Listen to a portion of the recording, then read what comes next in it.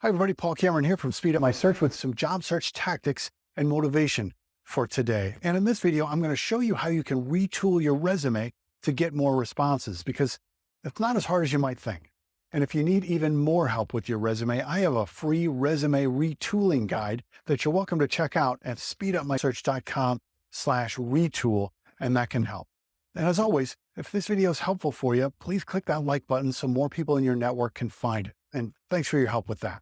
So first, a couple of basics. Your resume does not have to fit onto one page. I mean, if you can fit everything you've done over the last 10 years onto one page, you either haven't done very much or you're leaving too much out. Plus, when you squeeze everything onto one page, you'll often start to shrink the size of the font and use the wrong font styles.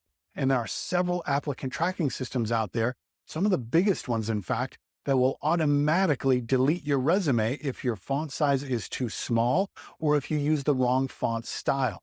This has been proven and acknowledged by the companies that use those systems. If you're wondering why some of the biggest companies out there are never calling you back about your resume, well, it's possible that they never saw it, and nobody even knows that you applied. And if you need those dimensions, I go through all that information in the free resume retooling guide that I mentioned a minute ago. So definitely go check that out and get that if you're not sure about your fonts.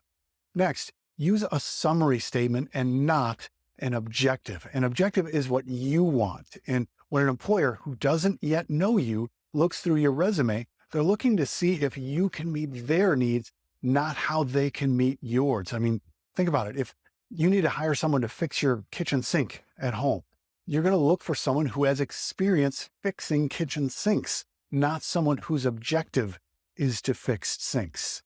You with me? So, I mean, if you think of your resume in that fashion, you're going to get more response. And also, looking at your resume, if you look at this like it's a Google search results page, and that top spot of the page is the most valuable piece of real estate, you need to use that space to tell your potential customers that you do have the experience that they need in fixing sinks or whatever it is that you do, right? It's also essential to use the exact terminology from their job description throughout your resume. So for example, if they don't use the words kitchen sink and instead they call it the main plumbing fixture in the kitchen, well, throughout your resume, you need to call it the main plumbing fixture in the kitchen in your summary statement, in your skills section, and in the first few points under every position that you've held where you worked on sinks. Does that make sense?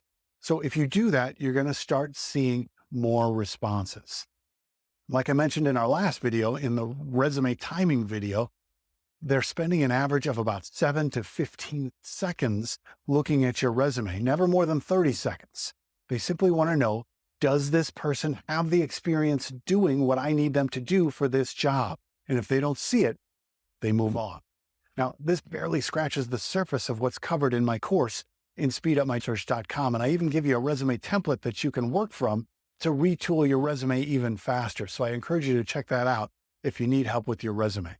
Again, I'm Paul Cameron from speedupmysearch.com. Subscribe to our free YouTube channel here or have these videos emailed to you regularly. And remember, retooling your resume doesn't have to take forever. Just a couple of wording changes to match what they need, and you're going to start seeing response rates improve. You can do this. Now, it's time to get to work.